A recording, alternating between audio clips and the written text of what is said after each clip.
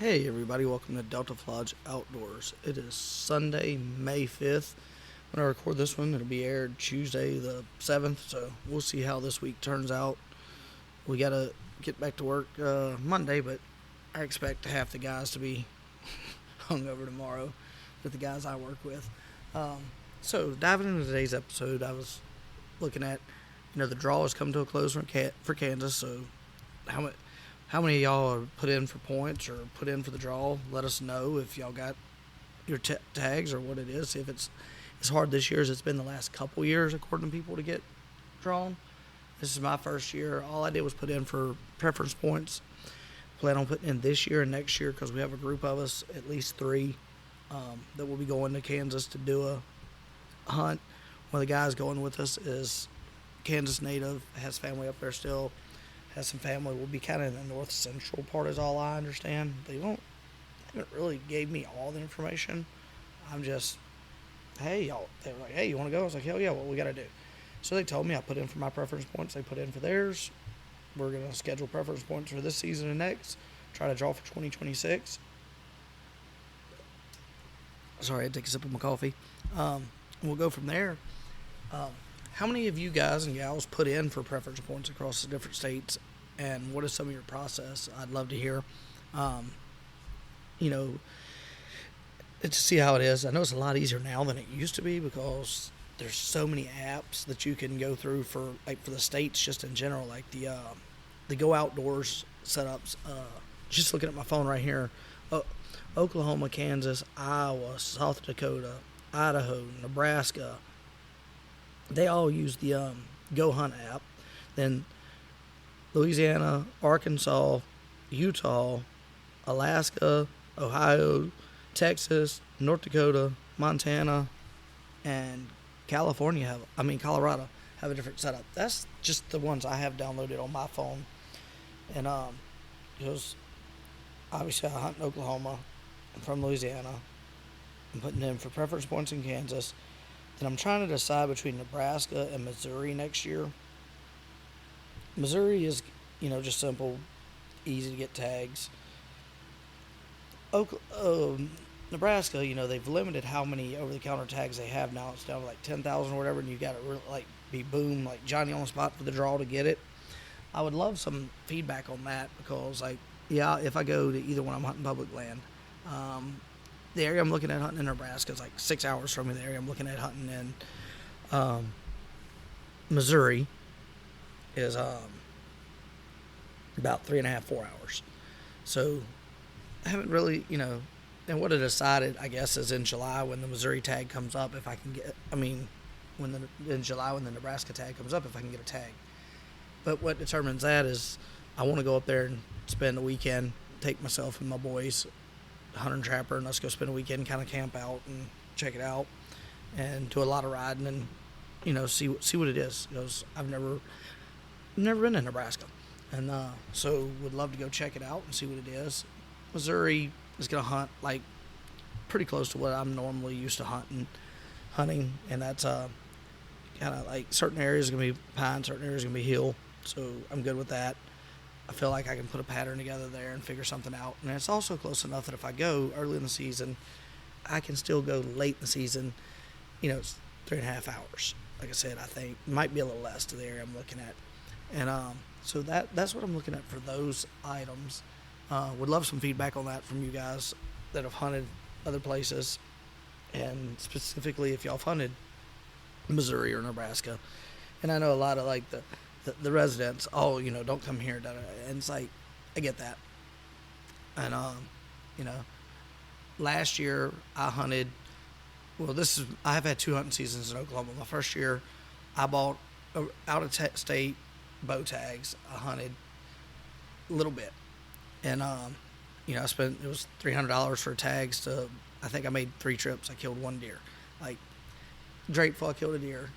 Was able to get my little boy on a deer too, and everything. So his was on private property, but it was a fun experience.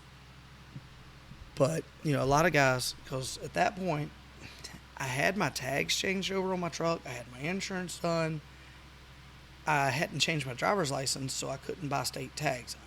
I'd been living here for 3 months when season opened, but I hadn't changed my driver's license over because, uh, I guess, call me a tightwad or whatever. I didn't want to like change my license, spend the time, take off time from work, spend the time getting them switched over to my license to my to my rental house location, then have to change them again when I bought my place. So I ended up buying out-of-state tags, even though technically I was resident and should have bought regular resident tags, but I didn't do that because stuff didn't exactly, everything wasn't there to match up, so I wasn't going to take that chance of getting in trouble. So I hunted my first year of Oklahoma as technically a non-resident, but was a resident.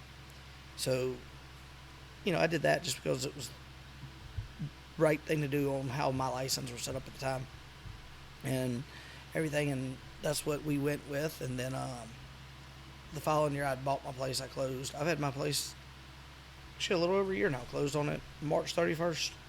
So I'm closing it on. I'm a little over 13 months on it now. Was able to buy a resident license last year. Killed the 11 point and a smaller buck here on my place. Then took my little boys numerous times. Hunter had a bunch of opportunities that just didn't pan out. He showed more reserve than I would have when I was his age. We were literally sitting on the ground with our backs against a rock, and a little spike come in and got within. He worked his way in from like 100 yards all the way to 20 feet before he realized that, hey, something's not right. And I told him, like, he's killed a pretty good sized doe. He's 9, and I told him, I was like, if you want to shoot it, shoot it. It's up to you. He's like, what would you do, Daddy? I was like, well, if I was 9 years old, I'd shoot it. But you do what you want to do. And he let it go, which was highly impressive for me. So,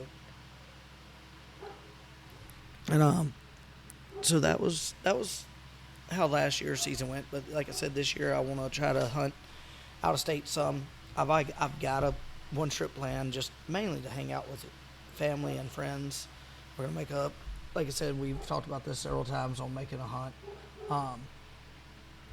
I'm sorry, I'm getting sidetracked. I've got a bunch of my SD cards for cameras hanging here, and something I was listening to the other day on the Hunt or podcast, which it's probably around episode 100, 103, somewhere in there, which they're like way past that. But I started listening to them. They were talking about SD cards, micro and regular, having to be a 10, then a U, 1, 2, 3, or 4. Well, the new cell cameras, they prefer the like U4, a 10 with a U4. And it's like I was looking at, I've got, a stack of SD cards here hanging on it. And everything's U1, which will work in my, it'll work in like my video cameras and doing videos, but working in cell game cameras do not like anything below a 4. It's their trigger, something to do with the trigger speed is what they were saying they researched. And I haven't jumped a lot. Sorry, hit the mic. I haven't jumped a lot into this, but I'm going to because, like I said, I've got 20 cards hanging here that basically will work for videos for video and hunts. But other than that, that would explain why a lot of people, or if that's the case, a lot of people are having trouble with certain name brands of cameras and everything. And, they start griping saying that camera's no good. Maybe it's not the camera, maybe it's the cards you're using. Like I said, I'm gonna put some more, research into it myself and find out. But because that really baffled me when I listened to that, so I'm gonna check into that. But sorry, I got sidetracked on that. But y'all might want to check your cards. That could be what it is. It's gonna have a 10 and either U1, 2, 3, or 4. If it's a U1, the 1 through 4 is the speed. It's a class 10, which you got to have. Then the U1 through 4 is the speed. And if it's not a 4, that's why some cellular game cameras don't properly function, is what I was listening to the other day. So it's something to make you, look into it and see what it really is, see if that's the case. And if it is, that'll probably alleviate some of these name brand issues with cameras, possibly. So, but like I said, that's probably do a whole podcast on that. But yeah, so like I said, I want to drive up to Nebraska. Hopefully, in the next couple weeks. My personal truck's still in the shop. I have that dreadful 6.7 Powerstroke that a lot of people don't like, and I've had the 6.0, I've had the 6.4, now I have the 6.7. It was great, no issues until the fuel pump basically exploded, which a lot of times causes the motor to either basically jump time or sling a rod out the side or bust a piston because it just basically dumps. Say I don't know exact numbers, but let's just say it's supposed to shoot a half a gallon of fuel in the motor. It can shoot upwards of like 2 gallons, 3 gallons. So it just floods it and blows it apart, is the way it was explained to me. So right now, mine's sitting in the shop. Apparently gonna have to have a new motor put in it. Luckily it's a warranty thing, but still not something I wanted because it has 92,000 miles on it. So luckily, warranty item, but that's still sitting without a truck right now, or I have my other personal truck. Like we have my wife has her F-150 4-door 4-wheel drive that I could take and go scout and everything and do, but I was like, I'm not leaving her here with no way to go, or there's no sense using our insurance to get a rental right now because, there's just, I don't need it. I'm not doing anything. I'm home on the weekend, so I haven't, if they haven't got it ready in a couple weeks, then I'll probably do something because I've got a trip I'm trying to plan in a couple weeks, and we'll go from there. I think I might hear my dog barking in the background. It seems that he's coming to the shop. So we're gonna, so if you have a 6.7 and your fuel pump ever implodes, you probably get a new motor too. Just the fuel system and motor, if it's not under warranty, you might as well trash the truck because you're looking at upwards of almost 40 grand. So it's that depends on the name brand parts you go back with. If you go with mine's all at a dealership, so it obviously is going to be more expensive. But the Ford Motor Company motor is like 22 grand. The fuel system's about 14 to 16 grand. So you're looking, if you don't have insurance on it, that's why you see so many sitting, I guess. I did not realize they were that expensive when they go boom until just now. Because I've had this, like I said, I've had the 6.0, I've had the 6.4. My 6.0 put a whole new fuel system through it, like injectors, fuel, dummy guides, like all the kit and caboodle boodle that always fucks up on those. And it was about 1,800 in parts and about 1,800 in labor. The 6.4, same issue as the 6.0. It was about it was on a dealership and was like 6-7 grand. This one's way more expensive, but it would have been about 14 grand had the motor not screwed up also. Hopefully, the warranty doesn't give me a bunch of grief, but that's what we're waiting on to see there. Then, like I said, we're planning on, I've got a trip planned sometime in May, and I'll be recording a podcast with my boys while we drive for that one, either to where we're going or where we're going back, when we're coming back, one of the two. Then, we're gonna, hopefully I have my truck back. But that's one thing that's hampered me going to Nebraska right now, because I'm like, I might as well. I got stuff I need to do at the house. This weekend kind of sucked. It's raining now here where I'm at. It's supposed to rain at like noon, 1 o'clock. It rained yesterday half the day. So I've got a barn I need to finish building. I've got pastures to bush hog or top. I've got, grass to cut around the house and everything. Like, it's just never ending. I knew it when I bought a big place. So then I need to be working on box stand. My feeders are probably empty. They should be full. Probably won't get to them today. So I'll probably, next weekend, hopefully we have good weather. I haven't even looked at it. Hopefully no rain in the forecast for my house next weekend. And then if that's the case, I'll do some, I'll get to do some yard work and stuff. And go from there. So it's, so that's what's affecting going to Nebraska. And the main reason I want to go up there, I want to see what's planted around the area I want to hunt, due to the fact that, the soybeans or corn. they eat corn more of your later season. They eat soybeans more of your early season. If I go, I prefer to make the early September hunt, because I have plans for October, and which we have plans for North Louisiana in October, the first week of October. Then I have 2 weekends after that, basically like a weekend or two after I get back from that. I don't have the exact dates in front of me, but that's when youth opens here in Oklahoma, so I want to have my boys hopefully kill them something. Then, so if it's corn, I won't be going to Nebraska at all this year. If it's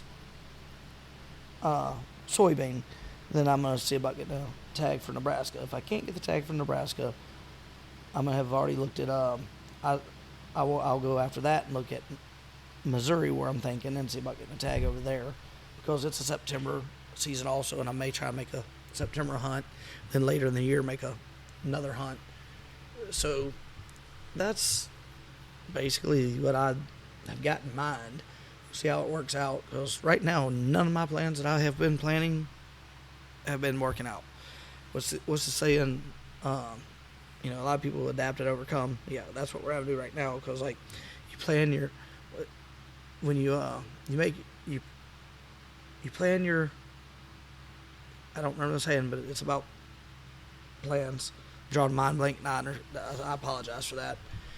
Just got a shit ton going on, trying to stay caught up on everything and keep moving forward. I did a podcast a couple weeks ago with a camera company that'll be coming up in a couple weeks.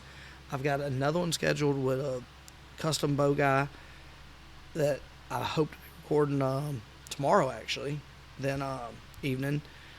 Then I've got 2 more in the works with I've got 2 that we just got to schedule a date, which should be sometime this month. They're guaranteed that we already got those worked out. We just got to schedule a date. Then I've got another one that I can go do. I just haven't done yet. We can schedule a date anytime. So that's 3 with pretty good guests coming up that y'all like. Then I have a couple more, if everything pans out. It kind of be pretty cool to do some crossover stuff with a couple different guys. Then possibly a really big one. We're waiting to see how it pans out with work schedule for him and everything, because super busy, super big in the industry. So hopefully these items work out, and I can have some guests filling in some time here, and then working on getting a couple of my OG guys in here to either do some Zoom ones where we can post we'll have them on here, and we'll do some through Zoom, or we'll do them live through YouTube, so we can start putting some more information out there and everything. When we make the trip, like I said, to Nebraska, there'll be some filming and stuff. It'll be myself and the boys. We're gonna try and camp. We go to Missouri, we'll do the same thing. Couple weeks, if the road, like, hopefully my truck's ready and we take it and go do our other game planned thing here, and we'll have some road trip on it too that I think will be enjoyable, video time and everything. So we appreciate y'all tuning in, sticking with us. We're trying to get this up and running. Once I finish this, I gotta sit down and do some bids I'm working on some bids on some construction sites, so trying to get those in. Listen to some music, zone out. Then about late this evening, I'll have to head out. I'll probably be listening to 2 or 3 different podcasts that I like, heading out. I may end up recording one if I get some headspace cleared out and everything, because like I know I'm rambling now. I've got a lot going, like just super tired, super stressed. Y'all stick with us. Thank y'all for being part of this adventure. Sometimes misadventure, sometimes just a complete, utter chaos. This is Julius Craig with Delta Flies Outdoors. Thanks.